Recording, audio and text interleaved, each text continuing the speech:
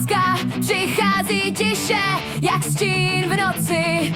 Má moc zlomit, rozžehnout, spálit kosti. A přesto v ní nacházím všechno, co chci. Bez ní by srdce bylo jen prázdné, ticho v tvém dnu. Síla lásky, co pálí a chrání, zničí mě a přitom drží v náruči.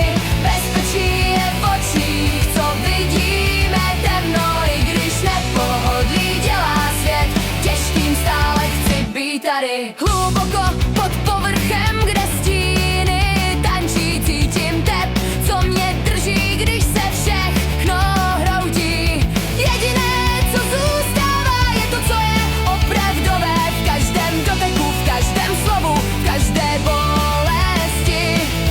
Láska není vždy něžná, někdy řve a bolí, ale bez ní bych nevěděla, co je celé srdce, co je domov.